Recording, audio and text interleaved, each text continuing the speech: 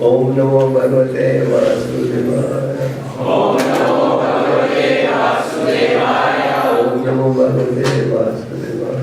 Om Namo Bhagavate Vasudevaya. Om Namo Bhagavate Vasudevaya. Om Namo Bhagavate Vasudevaya. So as most of you know, this is a very special year for ISKCON devotees. Why is it special? Why?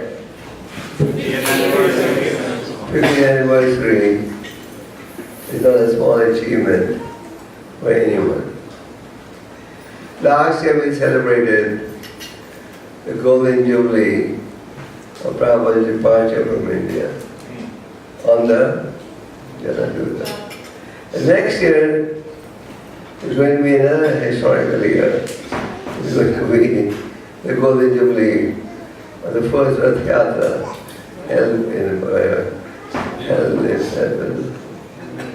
So, Chaitanya Mahaprabhu has predicted that the holy name would be chanted in every town and village of the world.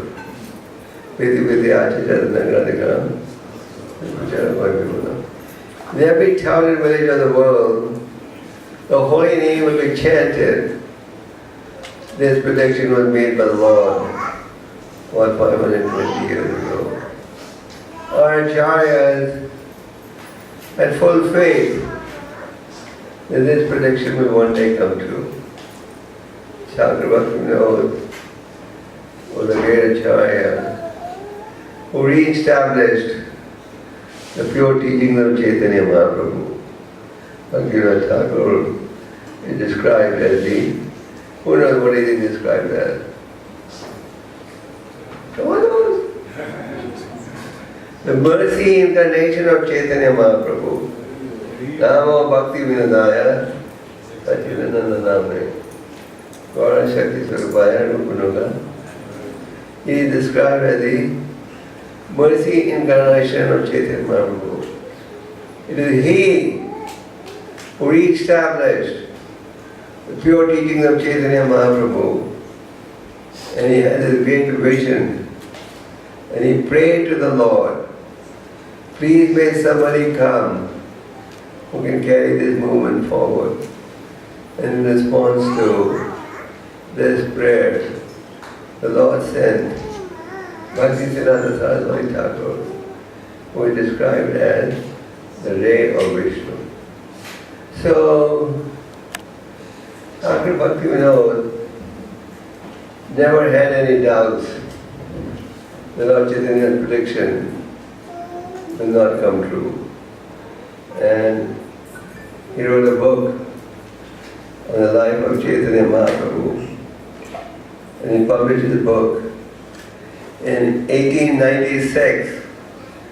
1896 is significant for what? Prabhupada appeared on the planet. So he wrote a book on the life of Lord Chaitanya. And he sent this book to universities around the world in 1896. I know that in Montreal, Canada, in McGill University, this book was still there till 1967. So Bhaktivinoda Thakur wrote nearly 100 books. Most of the bhajans that we sing were composed by Bhaktivinoda Thakur. The Gaurarati, Jayarada Madhav, Jasamadinana. And he wrote nearly 100 books. And during the British rule, he was serving as a magistrate. Magistrate was the highest position an Indian could hold during the British rule. The Britishers were so impressed by his credibility, integrity and hard work that they put him in charge of the Jagannath Puri temple, because at that time there were many irregularities taking place in the Jagannath Puri temple. So he was put in charge and he corrected everything. It was Bhaktivinoda Thakur who identified Chaitanya Mahaprabhu's original birthplace. Chaitanya Thakur Bhaktivinoda was never too comfortable with Navadip being declared as the birthplace of Chaitanya Mahaprabhu. So he had requested the British government to give him posting in Krishna Nagar. And every weekend he would spend trying to discover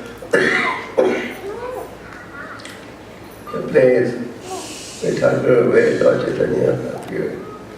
So Bhaktivinoda Thakur was a great visionary, and he had predicted that a Maharathi would soon appear who would take Chaitanya's teachings to the Western countries.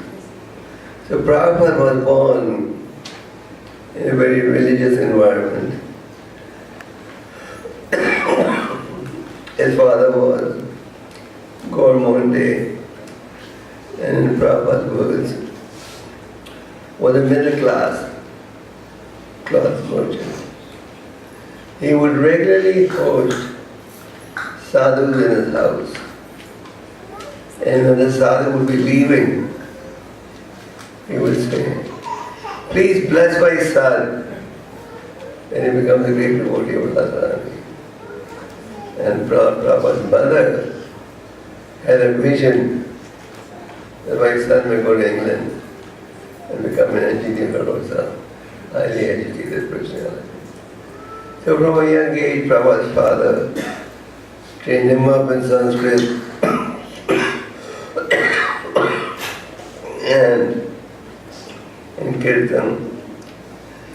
So Prabhupada used to organize Rath Yatras at a young age. In the age of 7, he started organizing Rath Yatra. So Bhaktisiddhanta Saraswati Thakur, who is the successor to Bhaktivinoda Thakur, who established the Gaudiya Math, was also a great visionary and a pure devotee. Bhaktisiddhanta Saraswati Thakur established Indian presses and called them Brihan Vedantas. He had sent his sannyasi disciples to the Western countries, especially England and Germany. But unfortunately they came back without much success. One of the Prabhupada's godmothers had gone to England, and one of the lords here in England, they had a lord system, had told him, "I want to become a Brahmin, can you make me a Brahmin?" He said, "Yes, I can make you a Brahmin, but you have to follow these rules." And then I don't want to be a Brahmin. So Prabhupada, at a young age, had joined Mahatma Gandhi's freedom movement. Mahatma Gandhi also had a youth group where students would study and boycott exams, boycott everything British. Then Prabhupada was very active. Prabhupada was very active in the student movement. Prabhupada had a friend, not a deep, close friend. And that friend told Prabhupada in 1921, "There's a very special sadhu here in Calcutta. I want you to come and meet that sadhu." Prabhupada said, "I met so many sadhus. I'm not impressed by any of them. I don't want to meet anyone." But his friend said, "But this sadhu is different. He is not like the others. He's a genuine sadhu." And in Prabhupada's words, he virtually dragged Prabhupada to see Bhaktisiddhantaji. Bhaktisiddhantaji saw Prabhupada.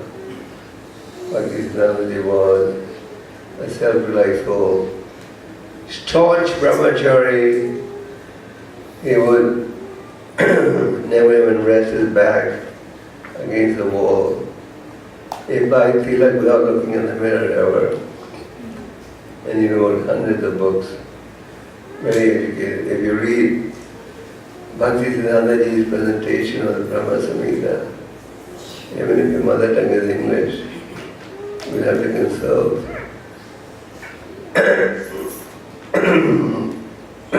You'll have to consult the dictionary after every 2 lines.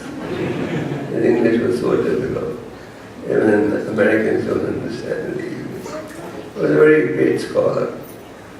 So Bhaktisiddhanta Saraswati Thakur met Prabhupada in Calcutta.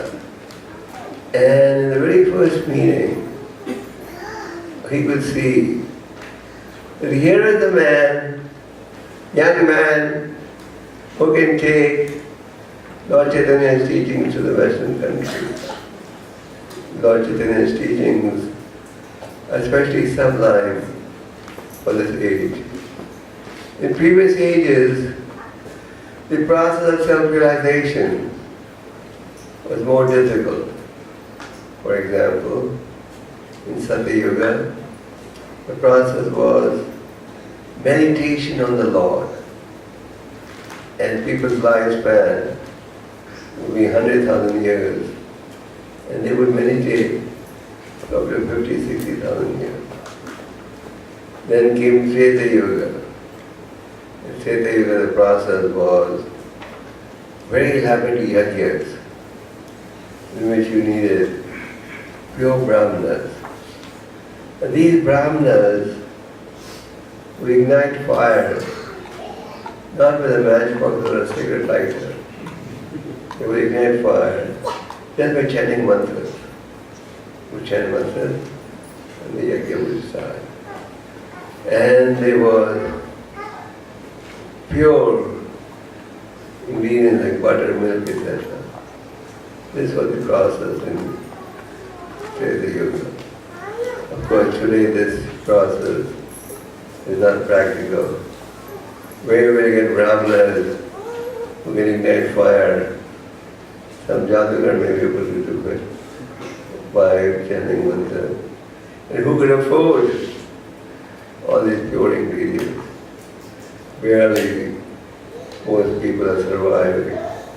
Forget the question of elaborate yajnas every day. And in places like America, you would probably not be allowed. We did a fire yajna in your house, the neighbors would call the police. So that's really not practical in this age. Then came Dwapara Yoga. In Treta Yuga, the lifespan gets reduced to 10,000 years. In Dwapara Yuga, the lifespan gets reduced to 1,000 years. And the process was very elaborate worship of the Lord. And people would come, worship the Lord. They would bring expensive gifts, like gold, silver. That is not practical in this age. First of all, people can't afford it. Secondly, if they could afford it, the thieves would become very active.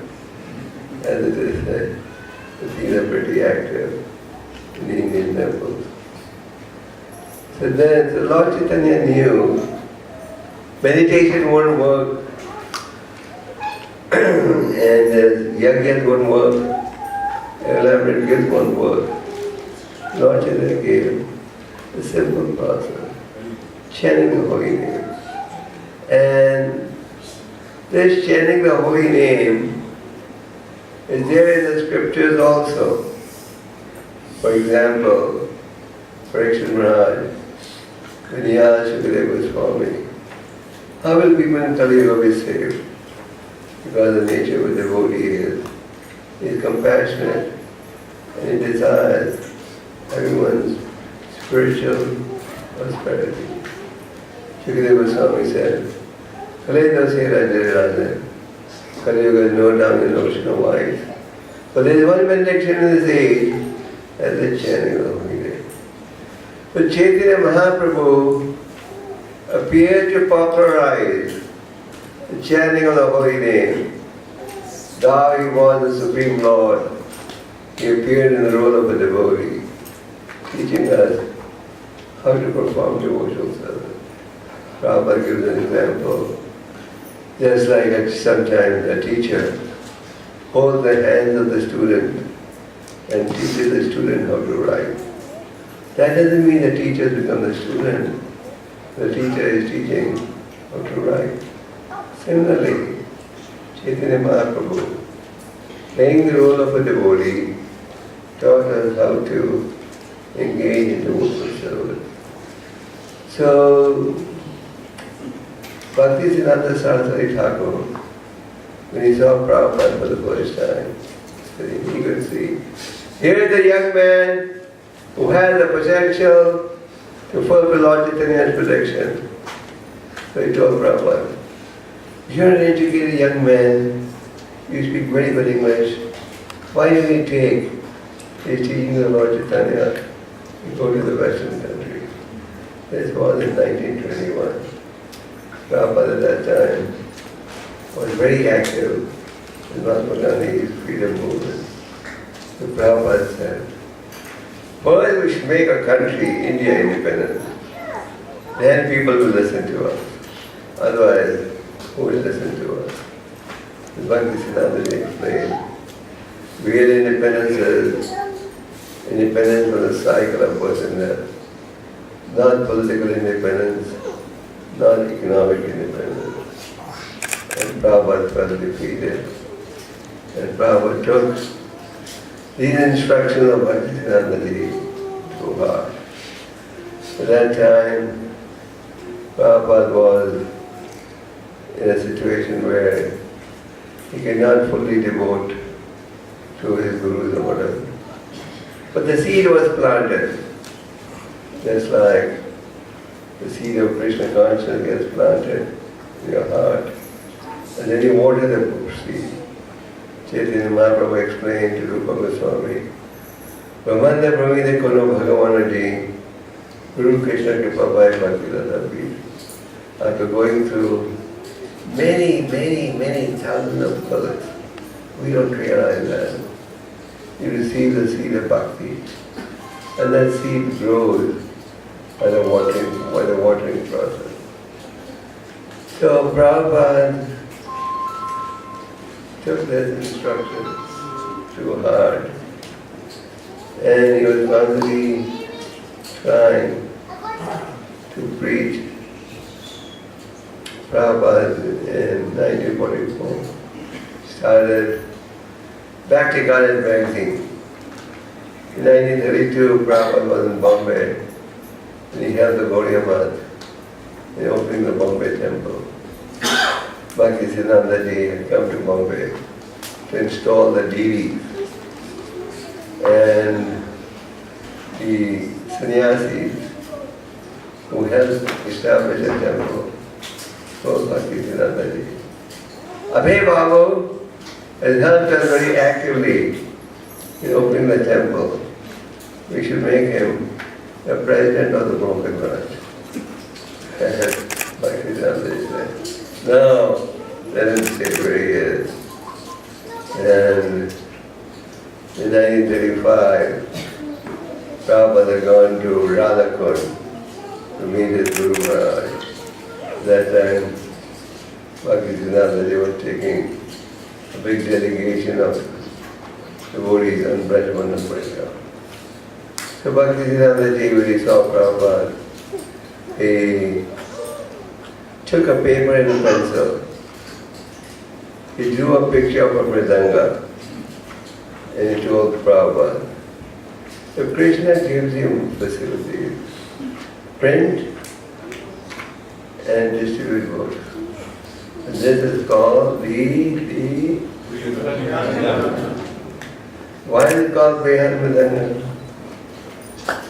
And only Mridanga sound, it travels to a point. Ram Karuna, why is it called Brihad Mridanga? He's a book distributor. That's what I'm asking here. The person will take a book, he can get eternal knowledge.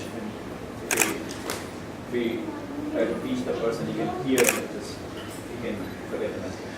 You can distribute a book in Atlanta to someone, but you may read it in Australia. You can have the best sound system. How far will it travel? 2 kilometers. But certainly you don't have a sound system. Then you speak in Atlanta and somebody hears in Australia. I know the Russian devotee, he was a sailor in the Russian ship. So the ship went to Australia. You know, when they go to the port, they go and the sailors go and walk. Then he was touring Sydney. One Hare Krishna devotee gave him a book. Took a book. Then the ship sailed from Australia to England. And on the way he took the books. He read the books. He got really fascinated. When he came to England, he was looking for an ISKCON temple. He went to the temple and took some more books. And then when the ship sailed from London to Moscow, he read the books. He was so convinced that when he reached Moscow, he decided, this is it! He's going to give his life to Krishna. So the book was purchased in London, but the sound was heard in Moscow. Once, many years ago, when a movement was just starting,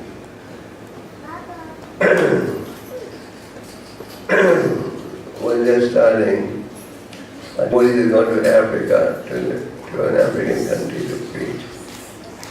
So there, when they were preaching, 2 or 3 young Africans came and said, we know what you're talking about.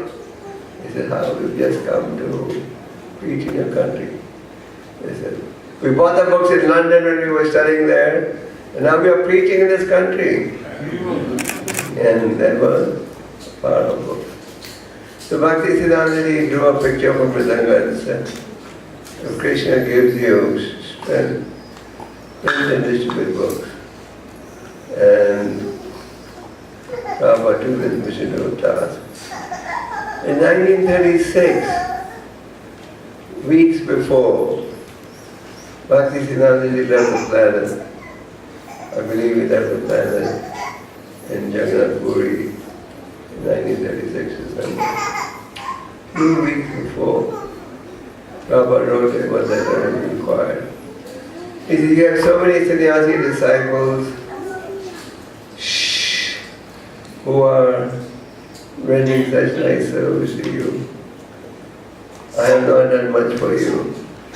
What can I do for you? And Bhakti Siddhanta Ji, his reply, said exactly what he said in 1921. You're an educated young man. Preach our Chaitanya's message in the Western country. So Prabhupada took this to heart, and he was always meditating. How to fulfill this desire of Bhakti Siddhanta Saraswati. So Prabhupada started this Back to College magazine. That was not a magazine in the format you see today. That was a more simple format, like a tabloid. And Prabhupada would write very topical articles. I think in Ethiopia there was. Prabhupada was preaching to important personality in India, requesting him to take interest in Krishna consciousness. The important personality said, Swamiji, you don't know how busy I am. I have no time. Sorry, no time. Next day, he had a heart attack. And he died. So Prabhupada wrote an article called, Sorry, no time. In that article he explained how people get illusion to think they have no time for spiritual life without understanding that the end will come at any moment. We don't think like that. We've all taken it for granted. I have a special deal with Yamaraj. Yeah, but it doesn't make any special deal with anyone. We all think, I have a special deal with Yamaraj. He never to strike me to get my permission. But that's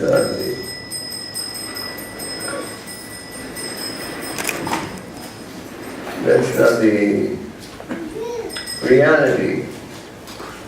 And Prabhupada wrote in an article called Liquid Beauty, that we also attracted to this material body. If someone tells you how handsome you look, you feel flattered. Someone tells you how beautiful you look, you feel flattered. And if someone tells you how old or ugly you look, you feel humiliated. So, our whole life is centered around decorating a body.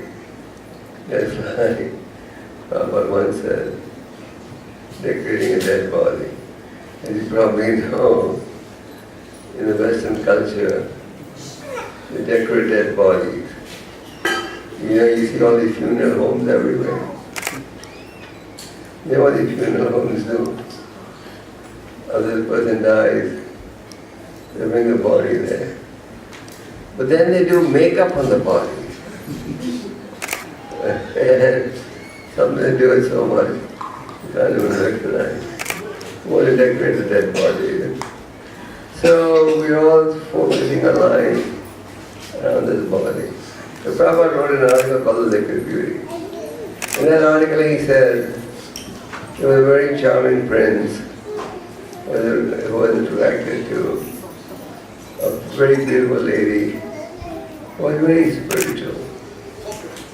The lady was always chanting the holy name. So the young prince proposed to her. And she said, okay, I'll meet you after 2 weeks. But the lady wanted to impress upon the prince that what he's getting attracted to is not the real beauty in the individual. The real beauty in us is the presence of the soul. You may have a very handsome man, a very beautiful lady, but it appears beautiful only as long as the soul is there. The moment the soul leaves the body is already. So 2 weeks later, the prince showed up at the appointed time, and what a beautiful devotee girl had done. She took a lot of laxatives, and whatever came out, she stored it in buckets.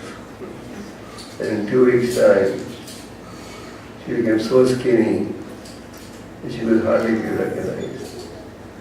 So 2 weeks later, the prince showed up at the appropriate place. And he couldn't find any beautiful girl. He asked this girl who was standing, have you seen that beautiful girl here? Any beautiful girl? He said, I'm the same girl. Yeah. What happened? 2 weeks ago you looked so beautiful. Where did that beauty gone? She said, I've stored the beauty for you. And she took.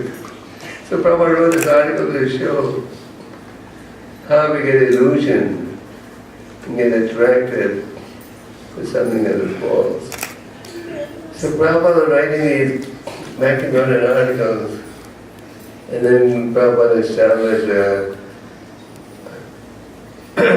League of Devotees in Jhansi.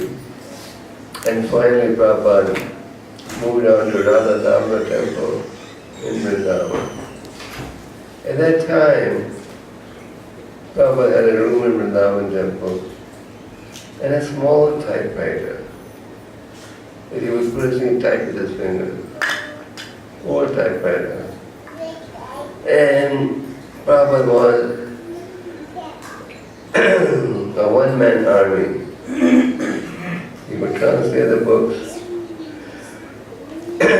He would translate the books in Vrindavan, take the Tonga or a rickshaw to Mathura, take a third-class train, third-class compartment, ticket, travel to Delhi, then take a cycle rickshaw and go to the printing place, if you are. And then when the books were printed, we would go and distribute the books. One day, when Prabhupada was distributing the books in Delhi, he almost had a sunstroke. But then as soon as he came to consciousness, he came to view his distribution book. So Prabhupada had started the preaching. He had finished printing First Canto Part 3. First he printed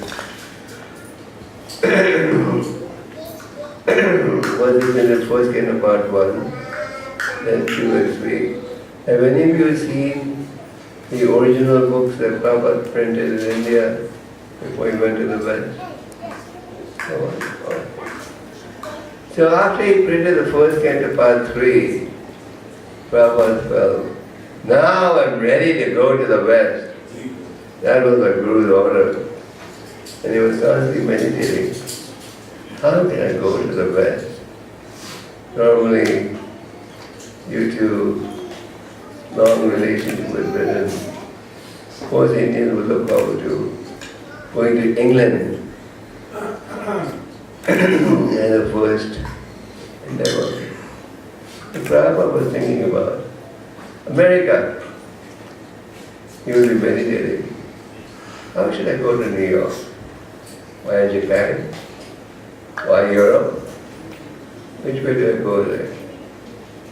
That was his constant meditation. And Prabhupada was thinking, how can I get there so slowly to go? Prabhupada had a friend, not a close friend, a man in Mathura called Gopal I'm sorry, just Mr. Agarwal. This Mr. Agarwal was a businessman who had a son called Gopal Agarwal, who was staying in Butler, Pennsylvania. Butler, Pennsylvania is a small town, probably living in Atlanta. I doubt if you've heard of it. And he was working over there. And he had an American wife called Sally Agarwal. So, sorry. So, this Mr. Agarwal was complaining to Prabhupada, my son went to America to become an engineer. And he got married to an American girl. So Prabhupada said, oh, your son is in America. Can he get me an invitation to come there? I want to go there and spread Lord Chaitanya's movement. Prabhupada didn't realize that Mr. Agarwal would take it very seriously. And Mr. Agarwal in the past had asked his son to sponsor trips of sadhus who never really went. So Agarwal wrote to his son, A.C. Bhaktivedanta Swami wants to come to America to spread Lord Chaitanya's teaching. All of you know how tough it is to come to America, huh? With all the people working in India. At least most of you. So, Prabhupada's friend's son, Gopal Agarwal, took it very seriously.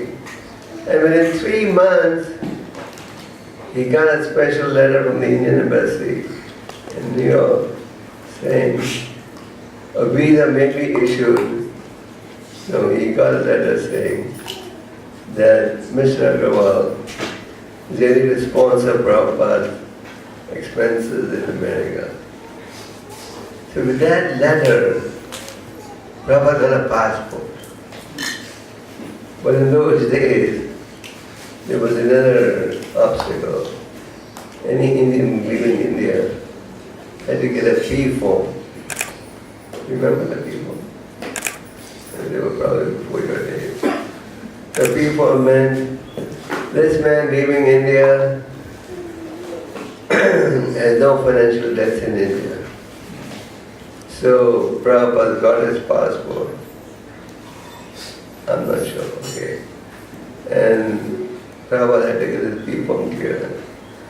When he went for P-form clearance to the State Bank of India, the man said, Swamiji, that invitation you have from America is not valid. That invitation is only for general people, not for sadhus. You want to go there to preach religion, so you need a new type of sponsorship. Prabhupada was shocked. He told the man, let me see your boss. Prabhupada would always hear that. His boss's name was Mr. Rao. So Prabhupada went to Mr. Rao's office. Mr. Rao said, Swamiji, don't worry, I've done your work. So Prabhupada got that P-form clearance. Then he got his passport. And then he got a 3-month visa for America. Prabhupada came to America on a 3-month visa. Okay. And he got a 3-month visa. But now the problem was, how do you get to America? You got a sponsorship, you got a passport, you got a visa. He brought some people to sponsor him. When they said, Swamiji, this is too expensive. Then someone told him, there's a pious lady called Srimati Murarji who has trips going to America, and she may want to help. And Prabhupada had met her earlier, and she had assisted Prabhupada in printing first Canto Part 3 of the Bhagavatam. And she used to make Prabhupada read the Bhagavatam to her. So someone told Prabhupada she had ships flying to America. So Prabhupada went to see her. Her office in Bombay. And her secretary said, she's very busy, she won't be able to see you. But Prabhupada was persistent. And the secretary said, that Swami who helped publish a book has come back from Vrindavan. Now we want you to send him to America. So Srimati Murarji said, tell that Swami, this is not the age to go to America. 70-year-old man will go to America. But anyway, Prabhupada said, Prabhupada wanted to convince the secretary. He said, let me speak to Srimati Murarji herself myself. So Prabhupada finally met Srimati Murarji. Srimati Murarji said, Swamiji, why didn't you stay in India and read the Bhagavatam to me? Why do you want to go to America at this old age? You'll probably die there. You don't know what. Prabhupada said, no, I have a mission. I have to fulfill my Guru's order. As I explained this morning, there are 3 categories of disciples. The best disciple is, he understands the desire of the Guru. My Guru wants me to do that. Without the Guru saying anything, he does it on his own. The next best disciple is, Guru says, please do this. And he does it, he does it. And the third best is, doesn't matter what the Guru says, I'm going to do what I want in any case. So the Prabhupada said, no, it's my Guru's order. So finally when she saw that Prabhupada was so determined, she said, okay, I will send you to America with a cargo ship. And a cargo ship means a ship is only for carrying cargo. A lot of people go on voyages now, they'll take cruises on the ship, but these are all luxury liners. And then some of them in India have started doing kathas on it like this. So anyway, this was a cargo ship which only had one cabin for a passenger. So she gave Prabhupada a free ticket. And she was a pious lady. She told her secretary, Mr. Choksi, to buy Prabhupada some warm clothes. The captain of the ship was Mr. Pandey. She told Mr. Pandey to look after Prabhupada, to take extra vegetables, fruits and grains on the ship, but Prabhupada was traveling. And finally, on April 13th, 1965, at exactly 9 a.m., the ship Jaladut left Calcutta, eventually reached New York, but via first Sri Lanka, then Suez Canal, then Boston, then finally New York. So Prabhupada left on the ship exactly 9 o'clock. Prabhupada reached the port by taxi at 7:30. There was no one there on the ship. So Prabhupada took with him Chaitanya Charitamrita, Bengali copy. And Prabhupada was constantly reading. The captain of the ship was Pandey, and his wife was a very intelligent lady and an astrologer. Prabhupada was very impressed by her. When Prabhupada was young, an astrologer had predicted, he will build a house in which the whole world can live. And at the age of 70, he will leave the country. So Prabhupada was in the ship, as you probably know. How many of you have taken a voyage by ship? Some of you. I'm sure you've taken voyages in luxury liners, not in cargo ships. Anyway, Prabhupada took it on the cargo ship, but his meditation was, I will fulfill his Guru's orders.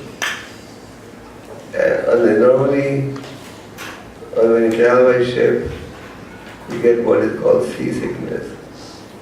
You vomit. Prabhupada celebrated.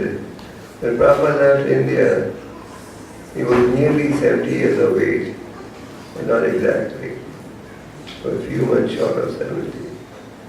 And he celebrated his birthday on the ship, and he celebrated generously on the ship. So he gave a lecture to the crew, Indian crew members on the ship.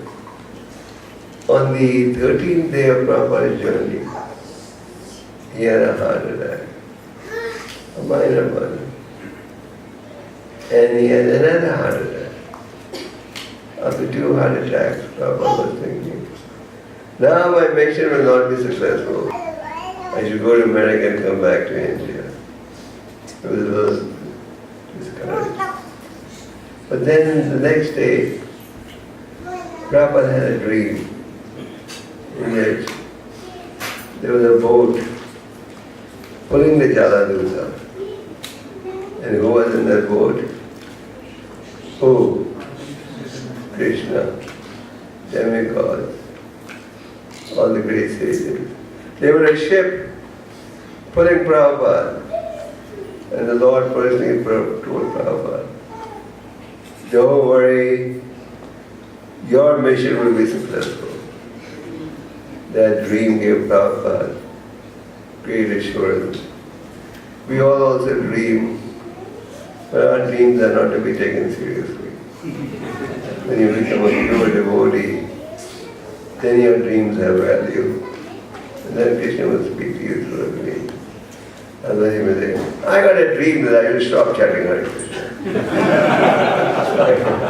So your dreams have no value. So Prabhupada finally landed in Boston When they landed in Boston on September 17, 1965, the captain of the ship took Prabhupada on a trip, on a tour of Boston. And when Prabhupada saw how deeply rooted the Americans were to sense enjoyment, he said, "Who is going to listen to my message?" And he wrote a poem. Prabhupada regularly would write poems. He was also called Kavi by his colleagues. He wrote a poem in which he said, "My dear Lord, you have brought me to America. But who is going to listen to your message? People here are so addicted." But then he said, "But if Radharani desires, anything is possible. And I'm ready to dance to any melody you play." So Prabhupada finally reached New York on September 19. And he went to his host. Gopal had arranged for a taxi service to pick Prabhupada up. And Prabhupada came by bus to Butler, Pennsylvania. Prabhupada arrived early in the morning. And Prabhupada was staying in the house of Mrs. Agarwal. And she was an American lady who had never met any sadhu in her life. And there were 2 young children. Prabhupada was. She looked after Prabhupada very nicely. They were cooking meat at home. The fridge had meat. But Prabhupada couldn't say anything. He was just a guest.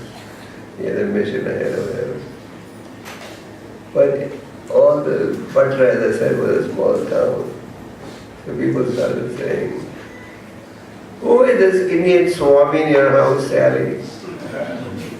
They were all phoning her and inquiring. So Sally Agarwal was smart.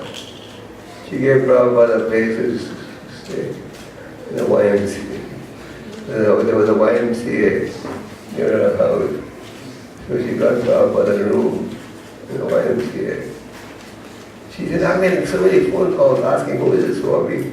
I'm going to arrange a press conference." And in the press conference, everything was going to come in the papers, and everyone would see everything. So she arranged a press conference. She called all the local newspaper people. A Swami has come from India, Sanskrit scholar. So there was a newspaper called the Butler Eagle. So the Butler Eagle published an article in which Prabhupada was pictured along with the Bhagavatam that he had printed in India. And the article said, "Indian scholar arrives in America," a translator of 3 books. They praised Prabhupada as a scholar. That article was read by an American professor who was teaching in a college in the neighborhood of Butler. And the college's name was Slippery Rock College. You can only have these crazy names in America. You understand? Slippery Rock College. So the professor, I don't know the college is still there, we should investigate. Anyway, the professor of philosophy, he read as an Indian Swami in Butler. He is such a scholar. He's translated the Vedas. So he phoned Mrs. Agarwal and said, "I understand you have a Swami staying in your house. Can we invite him to give a lecture to our American students?" And she then contacted Prabhupada. She said, "Swamiji, one college professor wants you to come and address American students.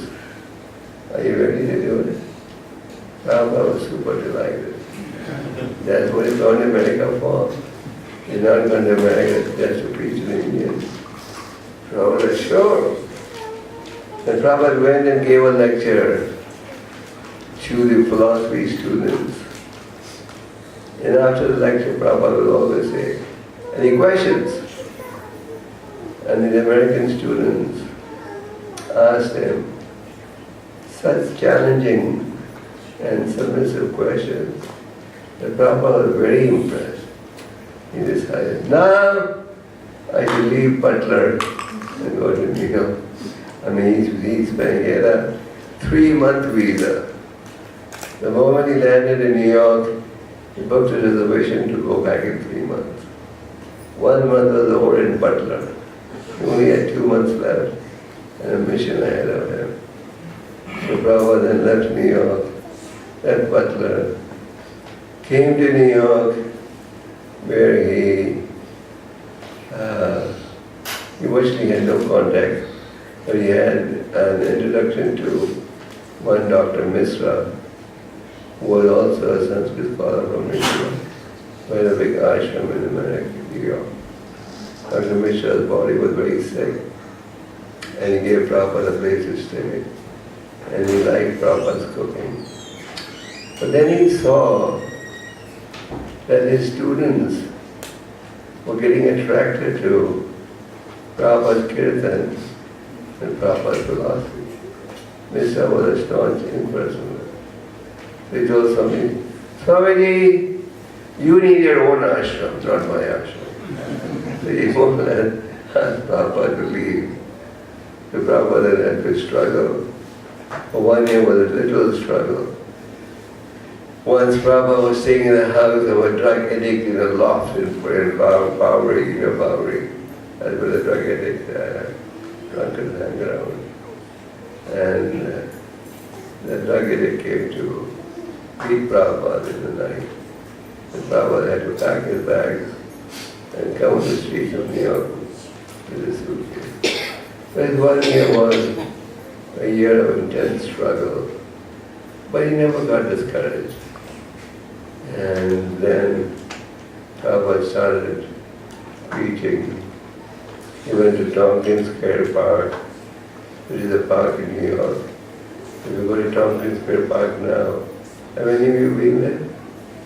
You see a plaque there. This is where Bhaktivedanta Swami started his movement. And then Prabhupada was preaching Krishna centers of followers. He opened the first temple in New York on 2nd Avenue. And that temple, the first temple, was moved in a shop. Was previously, that place was a shop. And the shop's name was Master's Gifts. The rent was $175 a month. And next to the shop, they took an apartment for Prabhupada, where the rent was about $75 a month. And that apartment was Prabhupada's apartment, plus a Brahmachari ashram. Everybody was staying there. So there was a boutique, and they vacated the boutique, but they forgot to draw on the sign. The boutique was called the Master's Gift. Master's Gift means a gift that cannot be competed with.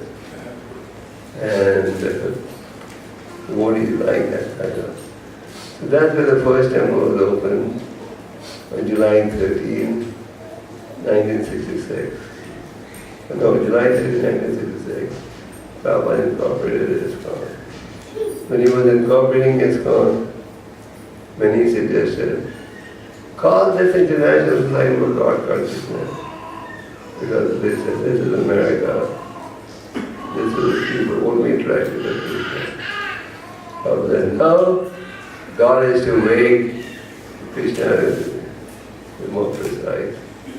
So the ISKCON Society was registered on July 13, 1966. And this year is celebrating the Golden Jubilee of Prabhupada's incorporation of ISKCON and opening of the Polish temple. Now there are nearly 650 temples all over the world. Thousands of devotees in every corner of the globe. So we're very fortunate to be a part of this movement. Prabhupada gave us the real message, the real truth, the real process. We should take this process seriously. Chant the holy name, chant the holy name, study Prabhupada books, and associate with devotees. The spiritual association is very necessary if we want to succeed spiritually. So this is a special year. Temples around the world are organizing different events, and we should endeavor to help expand this movement so people can come to Krishna consciousness and be happy. So Prabhupada ki Jai. Hare Krishna.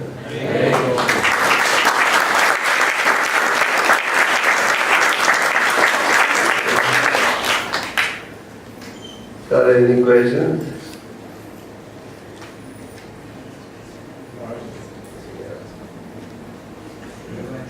You're describing the pastime of Srila Prabhupada. We see that after you see the instruction, you waited for so many years before fulfilling that instruction. Yet he was the ideal disciple. So why did he wait so long? He wasn't waiting, he was constantly trying, but he didn't have success. It's the Prabhupada every word, seriously. But he had to struggle for a long time to be the position to finally establish. He was trying. And we can see from this how to fulfill the Guru's order. Sometimes it will take a long time, but don't give up.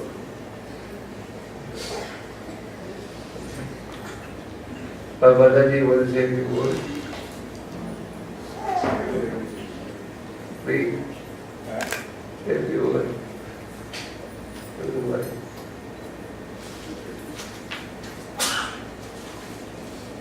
Okay. Let's stop.